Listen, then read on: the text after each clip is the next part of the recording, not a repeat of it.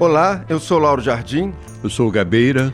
Eu e o Gabeira estamos hoje aqui na redação do Globo, no centro do Rio, como em todas as terças-feiras, para um papo sobre os assuntos quentes da semana. A ideia é a gente analisar, destrinchar, opinar, dar os bastidores de temas que vão da política nacional à política internacional, meio ambiente, sociedade, economia. E o que mais pintar. Lauro Gabeira está disponível a partir das 5h30 da tarde, das terças-feiras, no site do Globo, no Spotify, no iTunes ou na sua plataforma preferida de áudio. Hoje, eu e o Gabeira vamos conversar sobre dois assuntos. A gente vai começar falando da morte do Adriano Nóbrega, o ex-capitão do BOPE e ex-chefe de uma das milícias mais poderosas do Rio.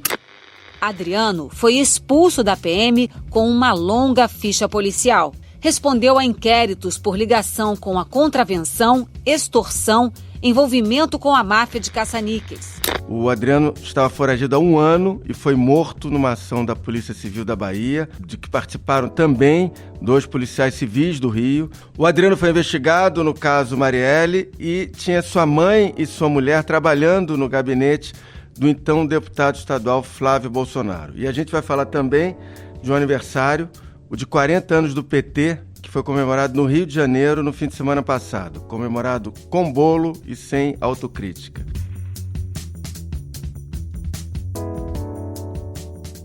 Gabeira, o ex-capitão da PM, o Adriano Nóbrega, tinha algumas características marcantes. Era um matador profissional, chefe de uma milícia e tinha, o que é impressionante, ligações com a família do presidente da República. O senador Flávio Bolsonaro o condecorou 2 vezes, enquanto ele era deputado estadual. A homenagem que eu fiz ao Adriano foi por uma situação em que eles tinham sido presos por supostamente terem matado um flanelinha. Durante o processo foi provado, e eles foram o Adriano foi absolvido, foi provado que não era flanelinha, era um traficante. O mesmo Flávio empregava a mulher e a mãe do Adriano no gabinete dele, e o próprio Jair Bolsonaro chegou a discursar na Câmara em 2005 em defesa do ex-PM, assim que ele foi condenado por um assassinato. A acusação era que numa incursão, numa favela, teria sido executado um elemento que, apesar de envolvimento com o narcotráfico, a imprensa deu conotação que ele era apenas um simples flanelinha. Apesar de tudo isso, ninguém da família do Bolsonaro abriu o bico para falar da morte do Adriano, que estava foragido há 1 ano. É isso aí, é um tema que incomoda, exatamente por ser um tema que incomoda, há muitas versões e muitas especulações sobre a morte dele. Eu conheço um núcleo da Polícia Militar da Bahia que é bastante especializado nessas ações. Eu até fiz um trabalho sobre eles. E eles mas se dedicam basicamente a perseguir assaltantes de banco no interior da Bahia, são chamados novos cangaceiros. Mas esse grupo da Polícia Militar está acostumado a dizer, olha, se entrega Curisco. Não sei se houve esse grito de se entrega Curisco ali no caso do Adriano. E essa é a grande dúvida, né? Até que ponto a prisão poderia ter sido feita sem a morte do Adriano. Até que ponto é possível fazer um cerco e até que ponto, dentro desse cerco, é possível usar a expressão um cerco de asfixia. Não é? Esperar que a pessoa, por falta de eletricidade, por falta de comida e tal, acabe se rendendo. Então não se sabe, o Ministério Público do Rio tinha consciência da ação, mas também não conhece os detalhes. O governador da Bahia disse que não quer falar sobre isso, não quer saber, por favor, não me perguntem. E o secretário de Segurança, Maurício Barbosa, disse, não, nós vamos fazer um inquérito rápido e transparente. Não temos nada a esconder, colocamos a investigação à disposição de quem quer que seja para refutar completamente o aspecto político que estão querendo dar a uma ação típica de polícia. Então vamos esperar o inquérito para ver exatamente como aconteceu. Quando você examina a história do ponto de vista do homem que morreu, você vê que ele já tinha essa perspectiva. Ele falou para o advogado dele, olha, eu acho que eles não estão querendo me prender, estão querendo me matar. Ele falou que estava temendo pela vida dele, porque ele tinha certeza, segundo ele me disse, que essa operação para prendê-lo não era para prendê-lo verdadeiramente, mas era para matá-lo. Ele falou em queima de arquivo. Ele falou, eu temo por ser uma queima de arquivo. Ele falou isso na semana passada, dias antes da morte. E se você examinar o que ele disse mais, ele disse, olha, e se me prenderem, eu tenho a impressão de que eu vou morrer lá dentro rapidamente. Então, a psicologia dele, a julgar por que ele disse para o seu advogado, é a psicologia do fugitivo, daquele cara que não tem saída. Quer dizer, se a polícia me encontrar, me mata, e se ela me prender, eu morro lá dentro. Então, é um caso extraordinário. E só nos restam realmente 9 celulares. 9 celulares ou 9 chips. Né? São 13 celulares e 7 chips. 7 chips. Então vamos ver. Agora, esses 13 celulares e 7 chips podem dar alguma indicação de qual era a rede dele.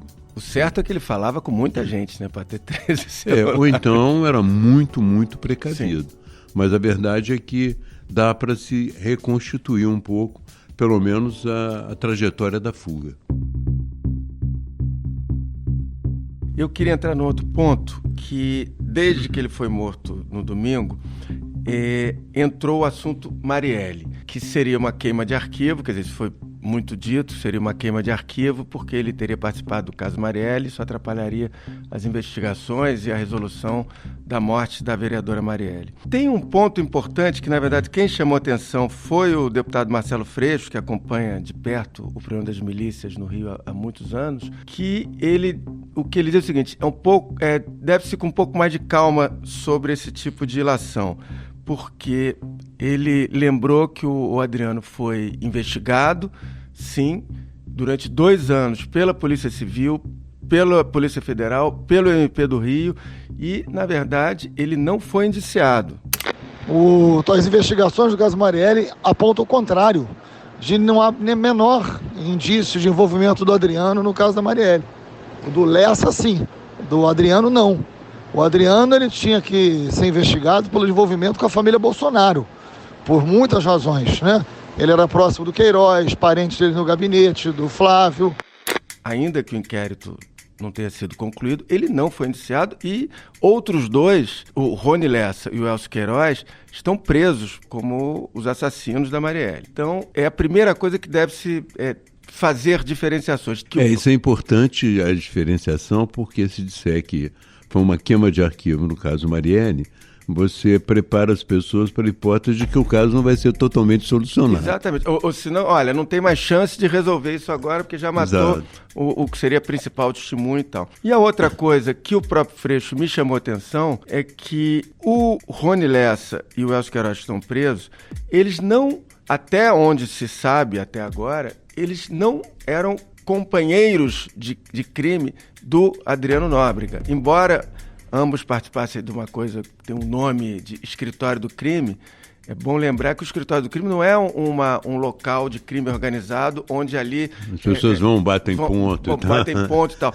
Na verdade, é um local onde tem matadores de aluguel e etc., da milícia, mas fundamental o Adriano e os 2 que estão presos não atuavam juntos. Isso é importante, talvez, ficar mais claro que eles não faziam parte de uma mesma quadrilha. Tem muito ainda para se descobrir nesse caso do Adriano, porque, como você disse, precisa primeiro saber como ele foi morto, como chegou a ele, e agora esperar também um pouco mais algum tipo de relação com a família Bolsonaro.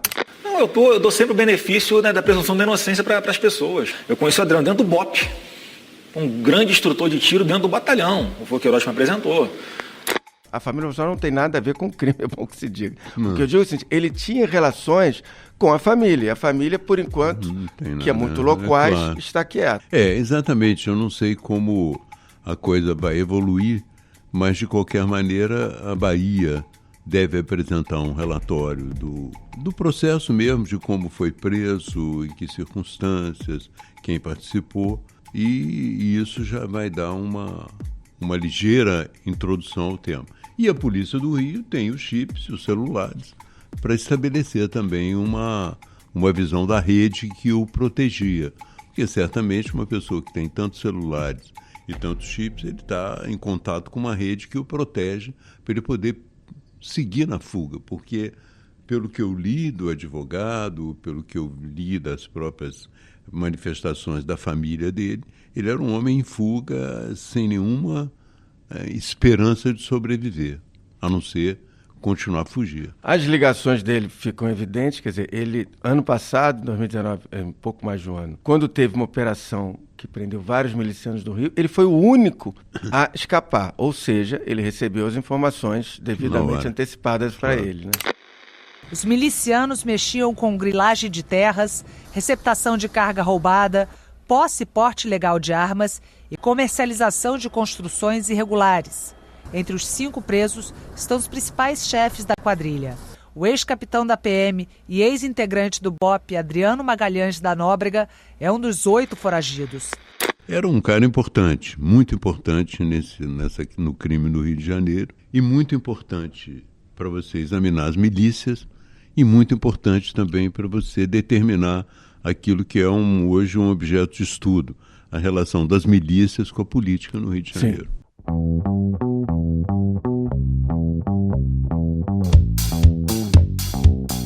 Agora vamos de PT, Gabeira. Eu vou te dar a palavra antes para você iniciar, até porque você já foi filiado ao PT e em 2003, quando você deixou o partido, pelo que eu me lembro, você chegou a dizer uma frase que você tinha sonhado o sonho errado. Então, te dou a palavra para começar como ex-integrante do PT. Mas daquele tempo para cá, realmente, embora tenha feito críticas ao PT, já não é um tema que me absorva tanto, né?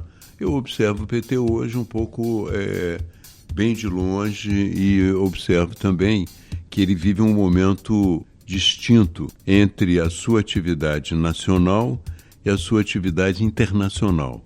Não que o PT internacionalmente esteja se julgando, mas eu acho que internacionalmente eles estão num processo mais intenso do que internamente. Isso se manifesta, primeiro, na grande discussão que houve em torno do filme Democracia em Vertigem, que é a versão do PT sobre os acontecimentos.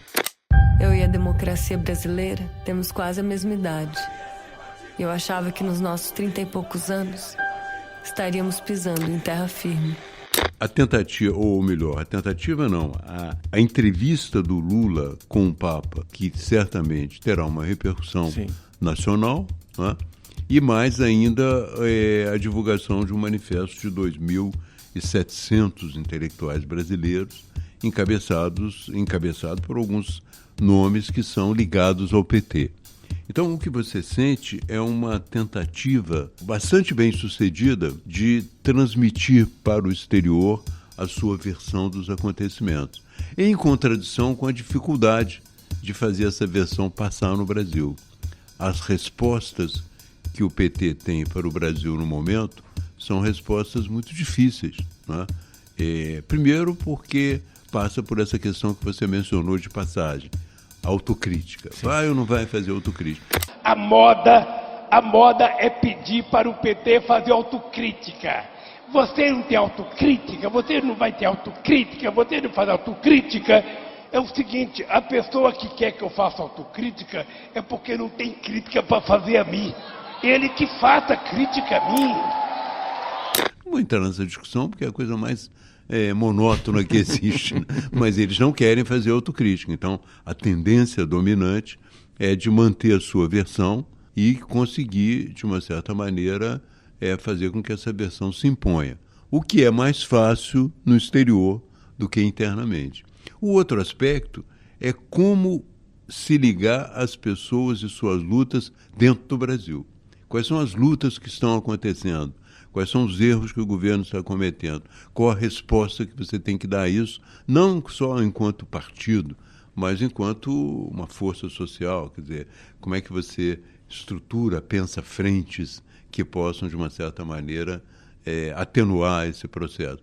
Isso eu não vejo eles fazendo. Eu não acho que a ideia que eles têm de frente é uma ideia de frente que não transcende o PCdoB, é eles o PC, vamos fazer a nossa frente. Com o PCdoB, quem sabe o PDT entra. Então, é o PSOL, entende? Mas é uma frente de esquerda.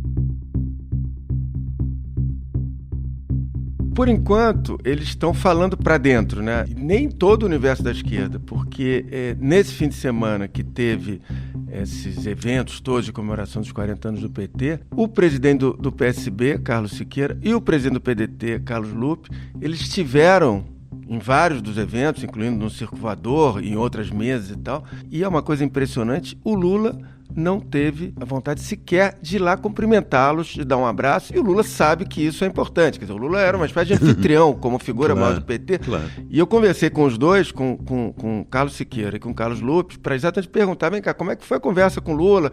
Marcaram alguma coisa? Porque ali talvez não fosse ambiente de uma conversa extensa, porque afinal nenhum dos dois se encontrou com o Lula desde que o Lula deixou a prisão, quer dizer, ou seja, não encontra com o Lula há mais de um ano. E ambos me falaram o seguinte, olha, o Lula, a gente não viu o Lula. Não, mas não viu, ele não procurou? Não, ele não procurou. Quer dizer, o Lula sabe como se faz política. Era o momento de ir lá, dar um abraço, chamar, marcar uma conversa. Quer dizer, o Lula, nem nesse momento, ele quis conversa, sabe-se lá por qual estratégia, com os presidentes de 2 partidos de esquerda. O que o Lula tem dito internamente, segundo eu conversei com algumas pessoas do PT, é que esse é o momento de defender o legado do PT e o patrimônio do PT. Ok, agora, a verdade é que o PT e o Lula, pelo menos o Lula, desde que deixou a prisão em novembro, ele tem ficado um pouquinho menor na cena política brasileira. E essa interpretação é interpretação típica, né? Vamos defender o legado de um partido, vamos defender um partido, quando na verdade os partidos existem em função das grandes lutas sociais, né? Já houve reforma trabalhista em 165 países no mundo. E toda a reforma trabalhista que houve foi para piorar as nossas conquistas do século XX. Quer dizer, nunca a trajetória de um partido, a vida de um partido, costuma sobrepujar a importância da vida nacional, né, de sua intervenção na vida nacional. Exceto quando você tem uma visão do mundo em que o partido é mais importante até que o país. Né? Por exemplo, do trabalho, de precarização do trabalho, voltar do atrás. mundo uberizado, como se chama. Voltar atrás para as pessoas terem carteira de trabalho assinada, terem a sua relação de trabalho como era antes, no tempo do sindicalismo triunfante. Sim, eles têm uma visão ainda nostálgica dos sindicatos e claramente o mundo mudou. E nem vou entrar em julgamento de valor, mas é quase como se ainda estivesse defendendo a vela no lugar da luz elétrica. É difícil, é realmente muito difícil, embora a gente sinta, né, que a precarização do trabalho ela prejudica e, de uma certa maneira, preocupa muitas pessoas, né? E a resposta que você pode dar a ela também é exatamente uma resposta que dê segurança aos precarizados, entende? E não voltar atrás para uma situação que é difícil de impor, né? Ontem eu conversei com 2 pessoas da cúpula do PT, uma delas um pouco mais afastada. Quer dizer, uma delas defende, não, Laura, a gente tem um futuro, tem o governador da Bahia, Rui Costa, é a hora em 2022 do Nordeste, que hoje é a base mais forte do partido, ter um candidato a presidente, etc, etc. Tem outros tem um outro que eu conversei que insiste que é impossível jogar fora pelo ralo os 47 milhões de votos que o Haddad teve, quer dizer, um patrimônio que o partido não pode abrir mão. Nós temos a responsabilidade de fazer uma oposição colocando os interesses nacionais, o interesse de todo o povo brasileiro, acima de tudo. Agora, ambos, os 2 que eu conversei, concordam que se o Lula quiser ser candidato, será candidato. Então, é o mesmo PT de sempre. Eu acho que o Lula vai ter eu imagino, né? Se quiser, se puder ser candidato. Uma tática semelhante à da Cristina Kirchner, entende? Tentar apoiar um candidato e esperar, como aconteceu na Argentina, que a radicalização ou as dificuldades de um modelo liberal acabem conduzindo a população a essa alternativa de novo. A vitória do peronista Alberto Fernandes foi confirmada antes das 10 da noite. E uma multidão ganhou as ruas de Buenos Aires. Fernandes, que tem como vice a ex-presidente Cristina Kirchner, prometeu diálogo e um pacto nacional. Vamos a volver a construir a Argentina! Mas a situação na Argentina é um pouco diferente, o curso dos acontecimentos lá foi um pouco diferente. Eu não sei se é possível prever para o Brasil uma possibilidade semelhante à da Argentina. Ou seja, nesse sentido seria uma solução Flávio Dino, um candidato do PCdoB na candidatura presidente, um vice do PT. Seria uma situação desse tipo que não sei se seria Flávio Dino, mas seria uma situação em que o PT apoiaria um candidato decididamente, e esse candidato estaria comprometido com o PT. Pode ser o próprio Haddad, entende? Pode ser o candidato Haddad, pode ser tudo que eles tiverem como... Porque o Haddad já tem o fato de ter o recall, né, da eleição anterior e tal. O problema todo é que eu acho que o desgaste do PT nacionalmente foi um desgaste maior do que o peronismo na Argentina. Então a recuperação interna é mais difícil do que a recuperação peronista, penso eu, entende? Agora a gente nunca sabe, os acontecimentos vêm por aí. Nesse evento do fim de semana, o Lula chegou a dizer que temos que ir para as ruas, temos que tomar as ruas, etc, etc. Como discurso é interessante, só que o PT, desde que o Lula estava preso, fala em ir para as ruas, tomar as ruas, e por motivos, acho que se sabe, do que aconteceu com o partido nos últimos tempos, o partido não tem força para tomar as ruas. E a rua para ser insultado? Fora PT! Fora PT! Fora PT! Grande parte das ruas, né, grande parte da reação das ruas em relação ao PT, às vezes é negativa. Então é uma situação muito conflitiva essa, entende? Esperar e não há autocrítica, e não há também uma situação em que ele seja completamente esquecido, entende? Então o caminho argentino é um caminho muito mais difícil aqui no Brasil, entende? Embora, ao que parece, seja a expectativa de todos. Uma radicalização, uma polarização. Sim. E uma tentativa de derrotar o Bolsonaro no segundo turno. Essa que me parece ser o projeto. Bom, está terminando o Lauro Gabeira de hoje. A gente fica por aqui. O Lauro Gabeira, eu vou repetir, está disponível a partir das 5h30 da tarde das terças-feiras no site do Jornal o Globo, no Spotify, no iTunes ou na sua plataforma preferida de podcast. Esse episódio teve a captação de áudio de Elcio Braga, edição de Carolina Moran e Hugo Araújo. Na terça-feira que vem, a gente está de volta. Tchau. Tchau.